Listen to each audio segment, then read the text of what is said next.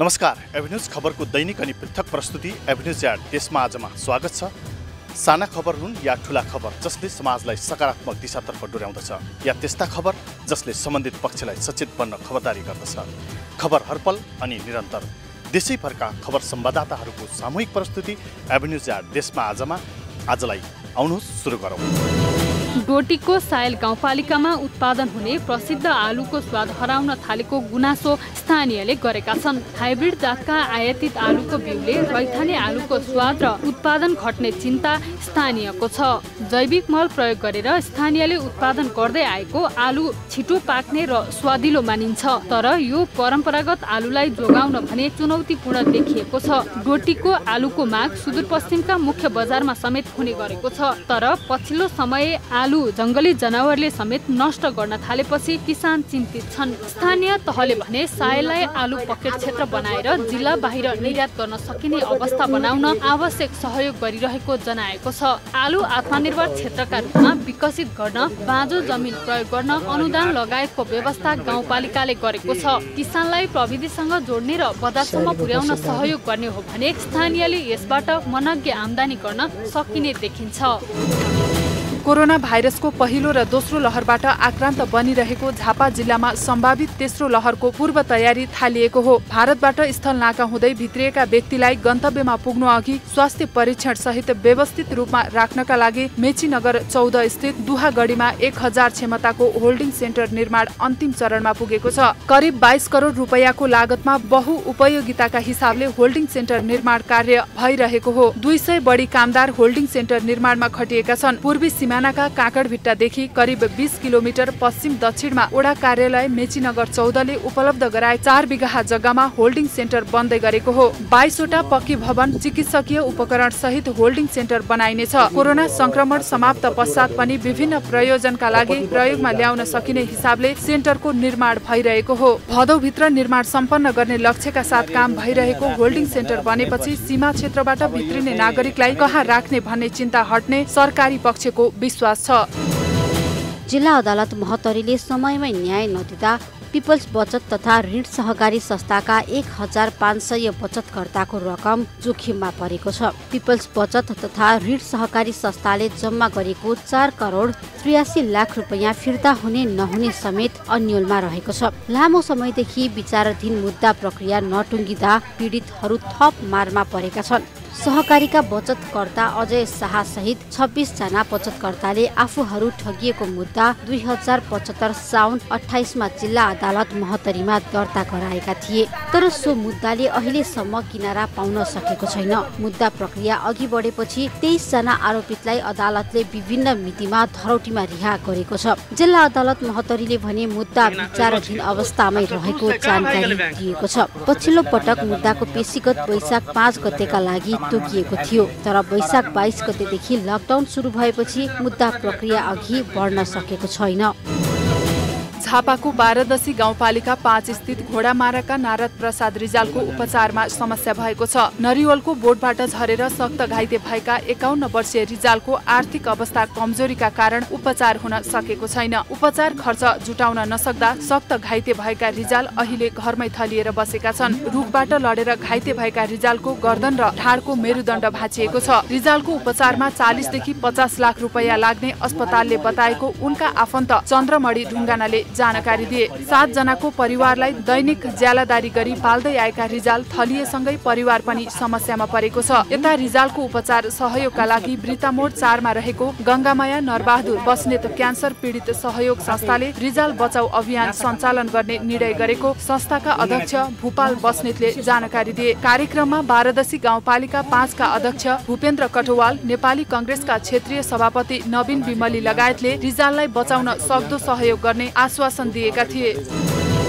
कञ्चनपुरको बेलौरीमा समुदाय स्तरबाट सञ्चालित महाकाली बहुमुखी क्याम्पस पछिल्लो समयमा आधुनिक प्रविधि युक्त बन्दै गएको छ। सूचना प्रविधि मैत्री क्याम्पसका रूपमा स्तरोन्नति गर्ने उद्देश्यले क्याम्पसमा प्राध्यापनरत प्राध्यापकहरूलाई जनही एक ठाङका दरले ल्यापटप वितरण गरिएको छ भने सीसीटीभी क्यामेरा जडित क्याम्पसका सबै कक्षा कोठामा प्रोजेक्टरको माध्यमबाट अध्यापन गर्ने गरी आवश्यक व्यवस्थापन भइरहेको क्याम्पस सञ्चालक समितिले जनाएको छ। हाल स्नातक तहसम्म सञ्चालित महाकाली बहुमुखी क्याम्पसलाई स्नातक तहसम्म सञ्चालनका लागि आवश्यक प्रक्रिया अगाडि बढाइएको छ। गत वर्ष सुदूरपश्चिम प्रदेशको सामाजिक विकास मन्त्रालयले नमुना क्याम्पसका लागि छनौट गरेका सुदूरपश्चिमका 9 जिल्लाका 9वटा क्याम्पसहरू मध्ये कञ्चनपुर जिल्लाबाट महाकाली बहुमुखी क्याम्पस बेलौरी छनौट भएको थियो।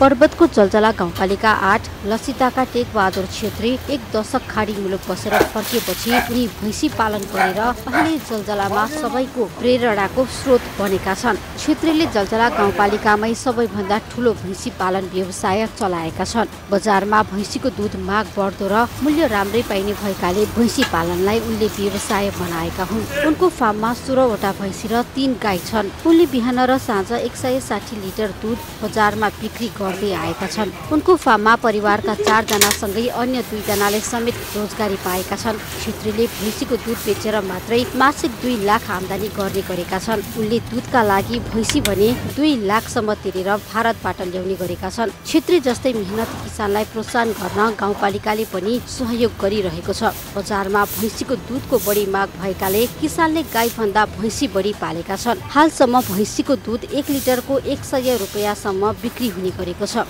दुध व्यवसायले भने भैँसीको दुध किसानबाट 80 देखि माथि गुणस्तर जाँच गरेर मात्र खरिद गर्ने गरेका छन्। गोरखामा केही साता यता कोरोना संक्रमितहरूको संख्या वात्तै बढेको छ। यही बीचमा खुकुलो निषेधाज्ञाका कारण भिडभाड क्षेत्रमा सुरक्षा सावधानी अपनाउनेहरूको संख्यामा पनि कमी आएको भन्दै जिल्ला प्रहरी कार्यालय र सामुदायिक सेवा केन्द्र गोरखाले संयुक्त रूपमा तपाईको मास्क खोइ अभियान सञ्चालन सुरु गरेको छ। आइतबार सदरमुकामको विभिन्न क्षेत्रमा प्ले कार्ड, ब्यानर र माइकिङ गर्दै प्रमुख जिल्ला अधिकारी शालिग्राम शर्मा पौडेल, गोरखा नगरपालिकाका उपप्रमुख बिना कुमारी श्रेष्ठ, जिल्ला प्रहरी कार्यालय गोरखा प्रहरी प्रमुख शेखर खनाल र सामुदायिक सेवा केन्द्र गोरखाका अध्यक्ष कैलाश बाबु श्रेष्ठको नेतृत्वमा बजार परिक्रमा गरिएको थियो। बजार परिक्रमाको क्रममा मास्क नलाइ हिँड्ने बटुवा, सवारी धनी, सार्वजनिक सवारीमा यात्रा गरिरहेको यात्रु तथा नाबालक र ज्येष्ठ नागरिकलाई नेपाल रेड क्रस सोसाइटी जिल्ला शाखा गोरखाबाट प्राप्त निशुल्क मास्क वितरण गरिएको थियो। बजार परिक्रमा गर्दा मास्क नलगाएका तथा लगाएर पनि सुरक्षा नपुगेकालाई मास्क लगाउने तरिका सिकाइएको थियो। सामुदायिक सेवा केन्द्रको कार्यालयदेखि सुरु भएको र्याली लोकतान्त्रिक चोक, शक्ति चोक, पुरानो बस पार्क, नयाँ बजार, छिपीटोर र नयाँ बस पार्क हुँदै जिल्ला प्रशासन कार्यालय चोकमा आएर कार्यक्रम समापन गरिएको केन्द्रले जनाएको छ। सामुदायिक विद्यालयतर्फ उत्कृष्ट नतिजा निकाल्दै आएको मोरङको पञ्चायत माध्यमिक विद्यालयमा 200 पूर्ण अपाङ्गता भएका विद्यार्थीले पढ्न पाउने भएका छन्। 8 करोडको लगानीमा प्रदेश नम्बर 1 को सामाजिक विकास मन्त्रालयले सुरु गरेको योजनाले 2080 सालदेखि कक्षा सुरु हुने भएको हो। 200 पूर्ण अशक्त विद्यार्थीका लागि पूर्ण आवास सहितको भवनको काम 95% सकिएको छ। भवन निर्माण पूरा भएपछि प्रदेश नम्बर 1 का 200 पूर्ण अपाङ्गता भएका विद्यार्थीहरूले आवास सहितको सुविधा पाउने विद्यालयका प्राचार्य अर्जुन कुमार बुढाथोकीले बताए। सामुदायिक विद्यालयतर्फ विज्ञान संकायमा उत्कृष्ट नतिजा निकाल्न सफल पञ्चायत माध्यमिक विद्यालयमा व्यवस्थापन, शिक्षा, मानविकी, सिभिल इन्जिनियर, कानुन र ललित कला विषयमा पठन पाठन हुँदै आएको छ।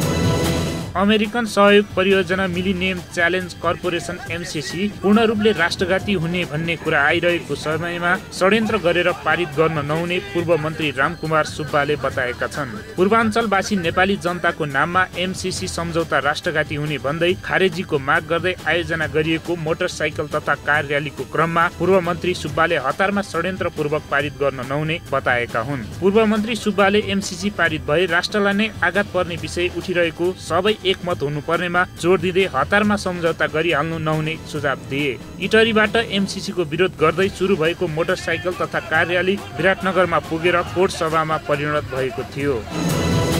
कपिलवस्तुको सदरमुकाम तौलिया स्थित श्री तौलेश्वरनाथ संस्कृत माविले विद्यालयको 5 वर्षे विकास योजना निर्माण गरेको छ। निर्माण गरिएको विकास योजनाको बारेमा विद्यालय व्यवस्थापन समितिका पदाधिकारी र शिक्षक अभिभावक संघमा पदाधिकारी तथा विद्यार्थी बीच अन्तर्क्रिया सम्पन्न गरिएको छ। कार्यक्रममा विद्यालयका प्रधानाध्यापक दामोदर पराजुलीले विद्यालयलाई आउँदो 5 वर्षभित्र उच्च गुणस्तरीय प्रविधि मन्त्री प्राविधिक धार सञ्चालन लगायतका क्षेत्रमा पुर्याउने गरी विद्यालय विकास योजना निर्माण गरिने बताए। कार्यक्रममा विद्यालय व्यवस्थापन समितिका अध्यक्ष सुधाकर पाण्डेले शिक्षक, विद्यार्थी र अभिभावक मिलेर विद्यालयको शैक्षिक गुणस्तर बढाउन सक्रिय भई लाग्नुपर्नेमा जोड दिएका छन्। कार्यक्रममा प्रमुख अतिथि कपिलवस्तु नगरपालिकाका शिक्षा शाखा प्रमुख हरिप्रसाद गेवालीले विद्यालय विकास योजनालाई मूर्त रूप दिन विद्यालयका सबै शिक्षकहरू सक्रिय हुनुपर्ने र अभिभावकहरूले आफ्ना बालबालिकाहरूको घरमा विद्यालयमा हुने पठन पाठन पूरा